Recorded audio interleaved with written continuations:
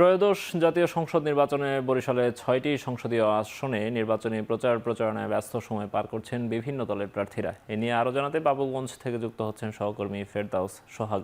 সোহাগ, বরিশালে প্রচারণা কেমন দেখছেন? ভোটারদের মন জয়ে কী প্রতিশ্রুতি দিচ্ছেন প্রার্থীরা? বেগম খালেদা জিয়াকে প্রস্তাব দিয়েছিলেন তার দুই সন্তানকে দিয়ে। আপনাকে ধন্যবাদ। ঠিকই বলেছেন, ভোটারদের মন জয় করার চেষ্টা চলছে বরিশাল সহ সারা দেশের মতো বরিশালেও একই অবস্থা। আমরা রয়েছি বরিশালের দুর্গাপাশা এলাকায়। এটি হচ্ছে বরিশাল ৩ আসন। বাবুগঞ্জ মাধবপাশা একটি আসন রয়েছে, বাবুগঞ্জ এবং মুলাদি একটি আসন রয়েছে তার মাধবপাশা এলাকায়। আমরা একটু দেখাবার চেষ্টা করছি। এখানে এই মুহূর্তে বক্তৃতা করছেন বরিশাল জেলা বিএনপির সাধারণ সম্পাদক।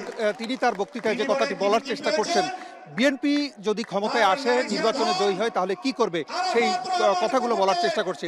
এটি হচ্ছে একটি নির্বাচনী জনসভা। এটি হচ্ছে অ্যাডভোকেট জয়নুল আবেদিন, বরিশাল ৩ আসনের বিএনপির যিনি সংসদ সদস্য প্রার্থী ধানের শীষ মার্কার, তার একটি জনসভা।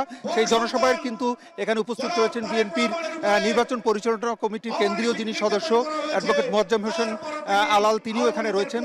তারা সবাই কিন্তু এখানে কথা বলবেন এবং তাদের বক্তব্যের মধ্যে দিয়ে কিন্তু এখানে যেটা আমরা দেখছি যে আসলে ভোটারদের মন জয় করার চেষ্টা চলছে। এবং একইভাবে কিন্তু এখানে আমরা যেটা দেখছি যে যারাই বক্তৃতা করছেন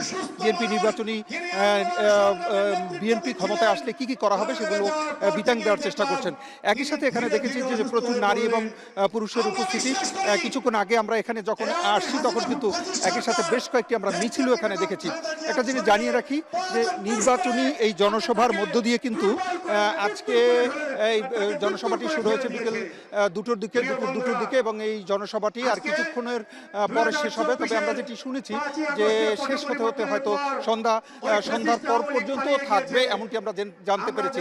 এতটুকু ছিল বরিশালে যে নির্বাচনী জনসভা চলছে বিএনপির তরফ থেকে তার সবশেষ খবর। বরিশালের নির্বাচনী প্রচারণার খবর জানাচ্ছিলেন সহকর্মী ফেরদাউস সোহাগ।